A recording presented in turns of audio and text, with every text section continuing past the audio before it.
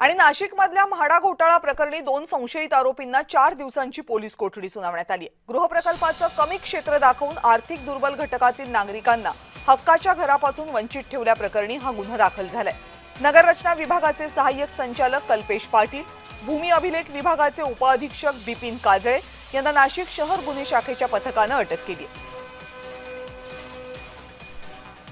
हे संपूर्ण प्रकरण नेमकं काय आहे जाणून घेण्यासाठी माझे सहकारी किरण गोटूर यांच्याकडे जाऊयात। किरण,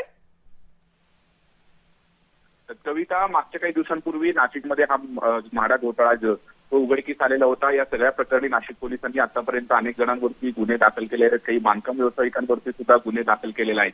खरं तर 1 एकरच्या वरती बांधकाम क्षेत्र असेल तर त्यातले 20% घरं हे आर्थिक दुर्बळ घटकातील नागरिकांसाठी एकूणच राखीव असतो किंवा ते म्हाडा लगेच हस्तांतरित करण्याचा नियम आहे।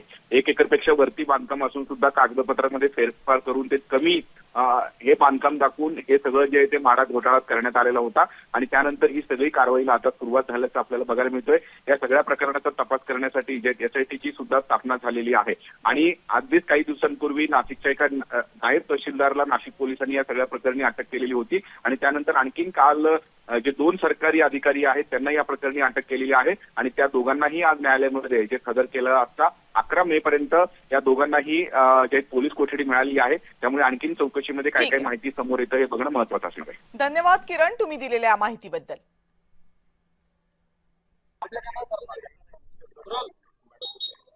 आज माडा प्रकरणामध्ये कारवाई खरं तर नाशिक पोलिसांनी केली होती। त्या दोघी आरोपींना आज कोर्टात हजर केलं होतं।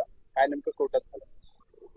म्हणजे गुन्हा हे गंभीर स्वरूपाचा आहे आणि कागदोपत्री पुराव्यावरती आधारित असल्याने आणि त्याची व्याप्ती मोठी असल्याने सखोल तपास करायचा असल्याने पोलिसांनी 7 दिवस पोलीस कोठडीची मागणी केली असता आरोपीला 11 तारखेपर्यंत पोलीस कोठडी सुनावली।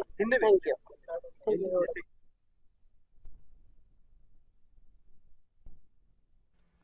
म्हाडा घोटाळा प्रकरणी या 2 अधिकाऱ्यांवर कारवाई करण्यात आलेली आहे। अतिदुर्बल घटकातील लाभार्थ्यांची घरं त्यांच्यापर्यंत न पोहोचू दिल्याचा आरोप या अधिकाऱ्यांवर आहे।